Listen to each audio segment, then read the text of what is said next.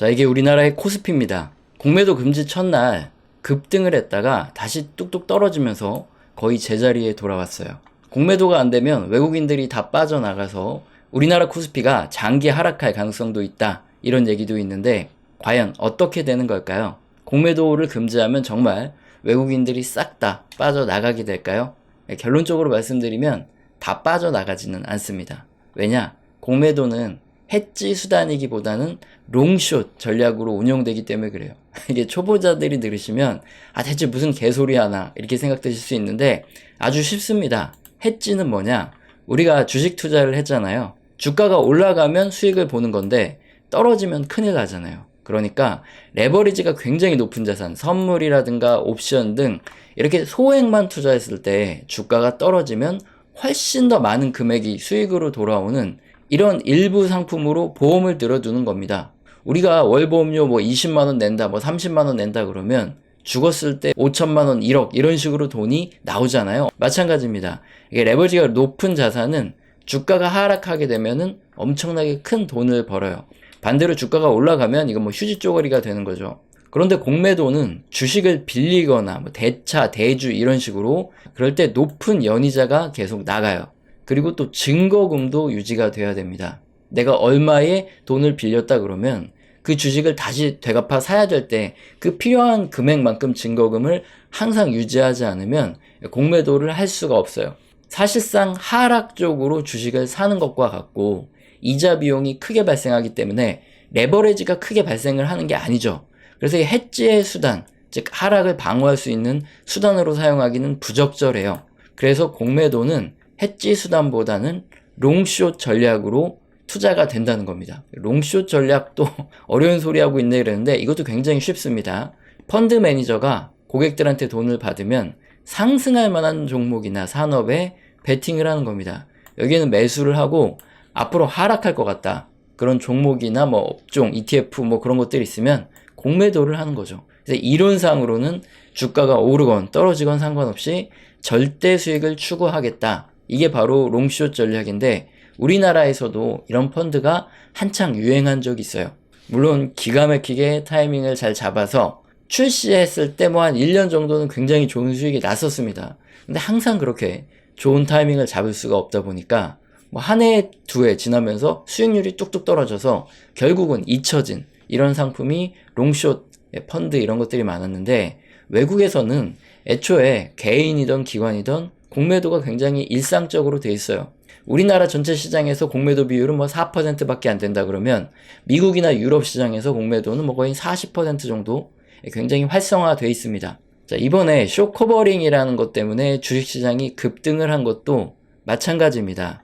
배터리 관련주들이 주가가 하락할 것이다, 이런 쪽으로 예상을 해서 롱숏 펀드에서 숏으로, 즉 공매도로 베팅을 해놨다고 할게요. 주가가 계속 떨어지면 매도를 했으니까 그 다음에 바닥에서 싼 값에 사서 갚으면 수익이 점점 커지는 이런 구조였는데 공매도를 아예 할 수 없게 해버리면서 청산을 해야 됩니다. 주식을 매수해서 되갚아야지만 이 하락으로 베팅했던 공매도 포지션이 청산이 되기 때문에 이걸 숏 커버링이라 그래요.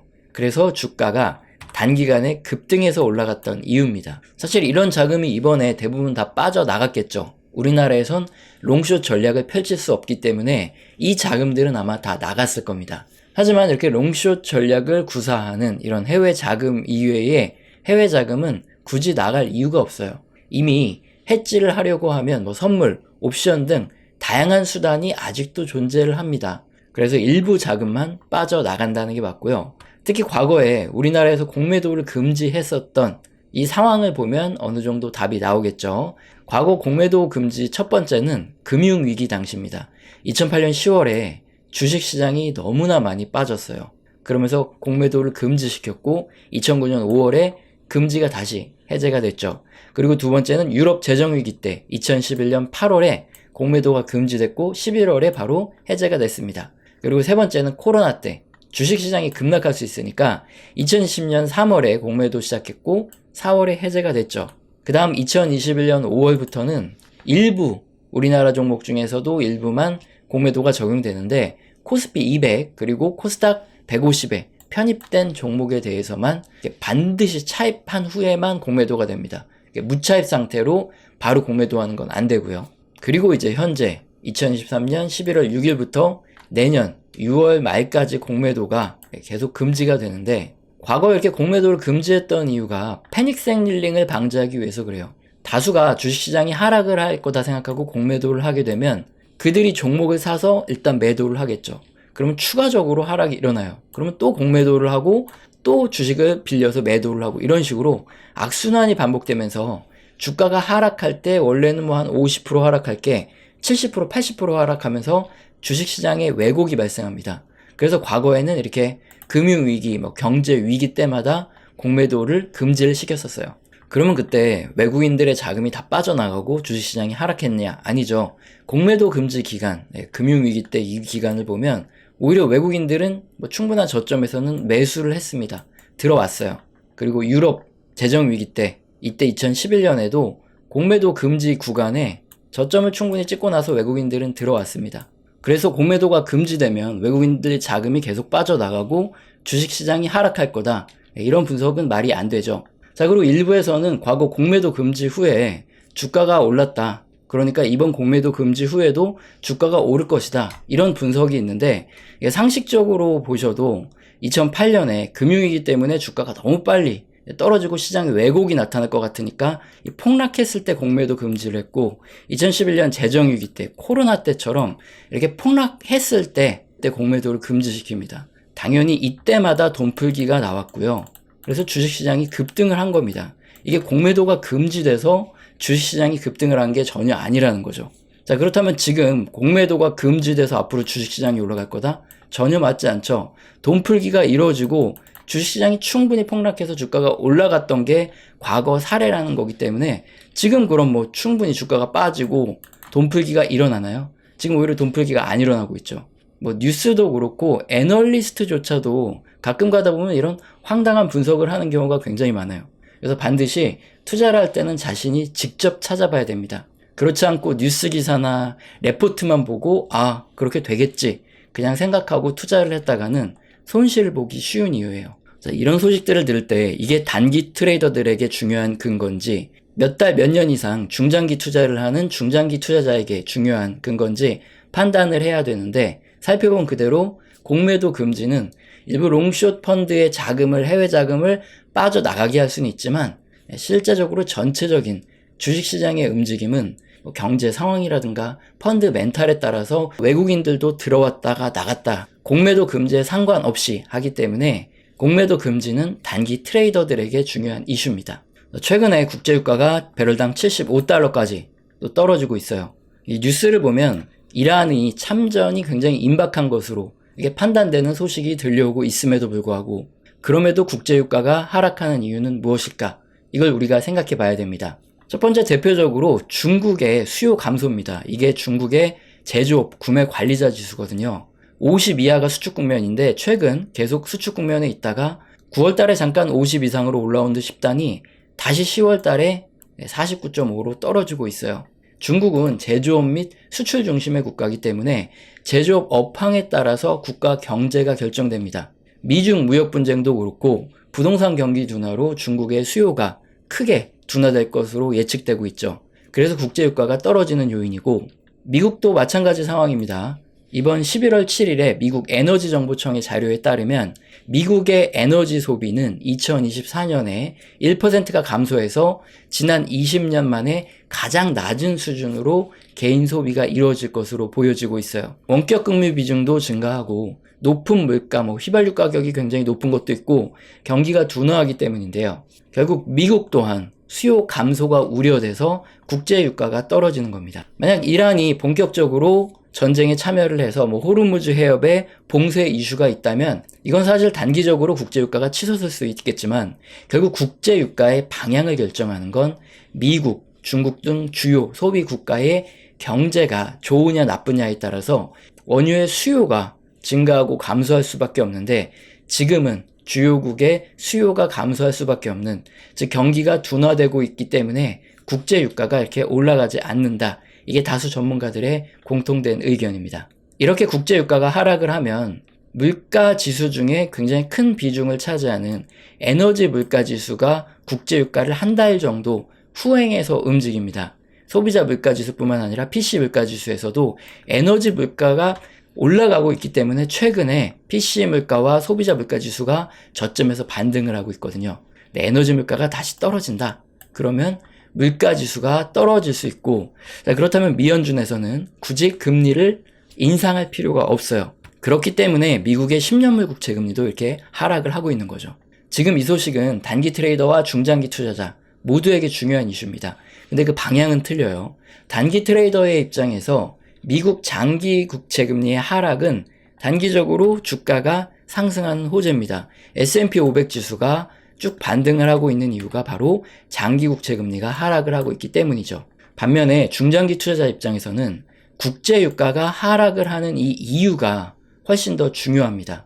미국 에너지정보청의 세부 자료 내역을 보면 S&P 글로벌의 예측 모형을 바탕으로 2024년의 경기 전망을 보면 GDP 성장률이 굉장히 낮아질 것으로 예측을 하고 있습니다. 즉 경기 둔화 또는 침체가 올 가능성이 굉장히 커서 그렇기 때문에 소비가 위축될 거로 보고 있는 거예요. 중국 또한 마찬가지입니다. 중국의 GDP의 45%를 차지하는 게 바로 부동산 개발입니다. 그런데 지금 부동산 가격이 떨어지면서 중국의 민영 부동산 회사들이 지금 막 디폴트에 빠지고 파산을 하고 있죠. 중국의 부동산 판매와 착공 등 이렇게 감소할 수밖에 없는 상황에 중국 GDP의 큰 부분을 차지하는 부동산 개발이 계속 위축되면 중국의 경제 성장률도 떨어질 수밖에 없습니다. 국제유가가 떨어지는 주요 요인들이 미국, 중국 등 주요국들의 경기가 둔화되고 침체된다.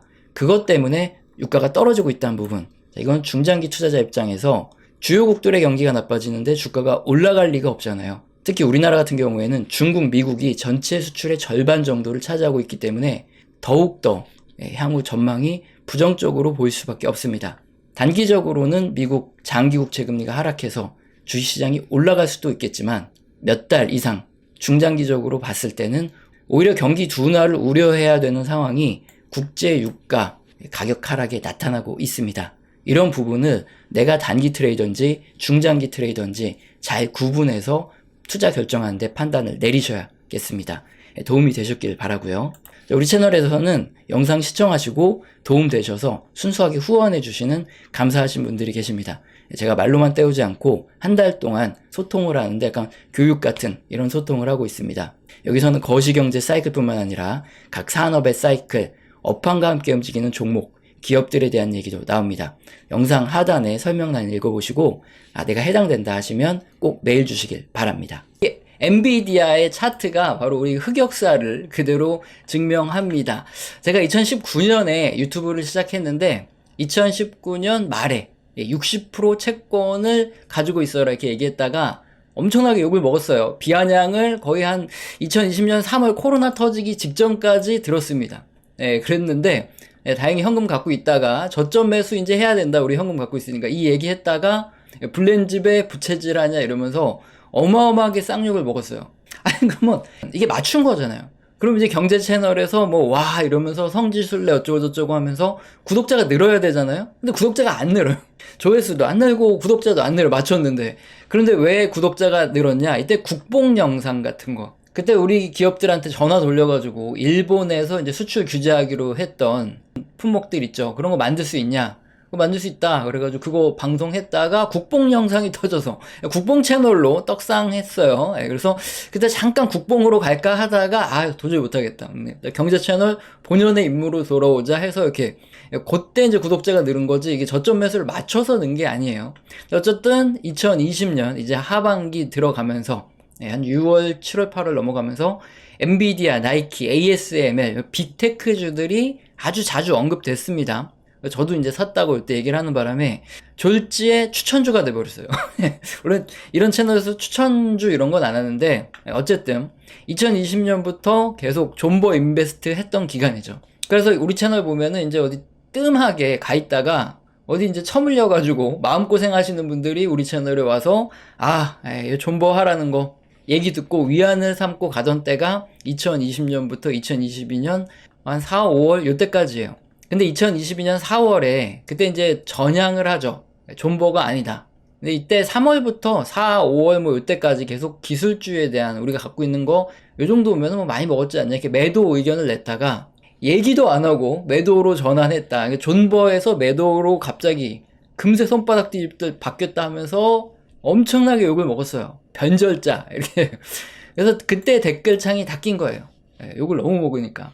자, 그렇게 이제 매도를 해야 되는데 문제는 제가 분할 매도를 하는 바람에 2022년 5월 이후에 급락을 했어요, 기술주들이. 그래서 못 팔고 물렸습니다. 그래서 2022년 내내 영상 보시면은 2023년쯤에 초쯤에 아마 뭐 기준금리 인상 중단 얘기 나오고 뭐 그러면서 반등이 있을 것이다. 그때 팔자. 그때 팔고 그 다음에 이제 현금 잘 가지고 있자. 2022년에 이제 그런 얘기 굉장히 많아요. 왜냐면 이제 경제 지표들이 하나 둘씩 경기 둔화 침체에 대한 얘기가 나오기 시작했으니까 어쨌든 우리는 팔아야 되니까. 2023년에 갑자기 반등을 주죠. 그때 이제 제가 계속 금리 인상 중단, 요런 기대감이 커진다, 요 얘기를 했기 때문에 저도 이제 그때 상반기에 이제 분할 매도를 다 마쳤어요. 근데 지금 엔비디아가 이렇게 많이 갔습니다. 제가 뭐 거의 한 200달러 후반에서 300달러 가까이 떼서 거기서 거의 다 매도를 했는데 지금 뭐 거의 500달러 가까이 갔어요. 아, 이거 보면 잠이 안 와요. 그래서 엔비디아를 지금 못 쳐다보고 있어요. 근데 어쨌든 뭐 이제 100달러 부근에서 사서 이제 거의 한 300달러 가까이서 팔았으니까 이제 많이 먹긴 했는데 갖고 있었으면은 거의 한 5배 튀기는데, 아, 이거 참 환장하겠죠. 그리고 지금 뭐 더 올라갈 수도 있다 이런 얘기가 나오면 미쳐요, 사람. 왜 주식을 갖고 있다가 팔았는데 더 올라가면 환장하잖아요. 그래서 지금 약간 이런 흑역사, 이게 벌어지고 있다.